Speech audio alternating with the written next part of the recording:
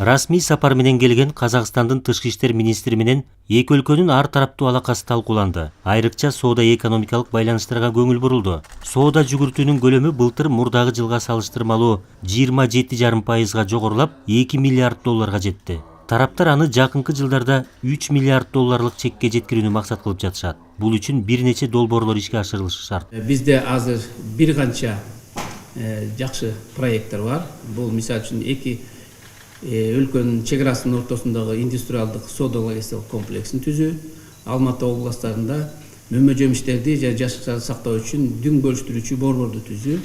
Булар дагы азыр өзүнүн планы менен иштеп алдыга жылып баратат.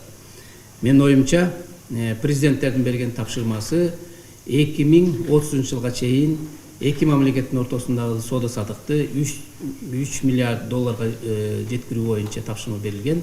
Кыргыз-казак чек арасында жаңы пункттарды ачуу боюнча дагы сөз болду. Кыргызстандын тышкы соодасынын Казакстан менен жүргүзгөн өлчөмү Кытай менен Россиядан кийинки эле 3-чү орунда турат. Бул өлкөгө негизинен баалуу металлдардын концентраты, сүт азыктары, айыл чарба өсүмдүктөрү, текстиль товарлары, желим буюмдар жана курулуш материалдары экспорттолот. Ишкер чөйрөлөрүнүн кызматташуусу да жанданууда. Былтыр бир жыл ичинде Казакстандан 82 миллион доллардан ашык инвестиция келген. Суу энергетика маселелери да кызматташуунун өзөгүн түзүп келатат. Бүгүн суу маселелери, электр кубат маселелери каралган. Және де эмне сауда арасында мунай саласында, мунай нефть продукттарды, мунай анысының бәрін Кыргызстанга сауда маселелерин және кеден тарифтары боюнча әңгимелескенбиз.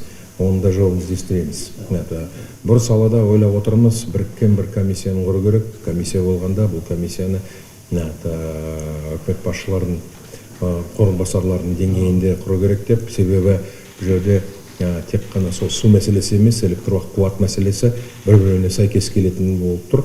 Сондықтан сол сұрақтарды тездетіп шешу керек қалай болса. Эки өлкөнүн маданий-гуманитардык байланыштары да бекемделүүдө.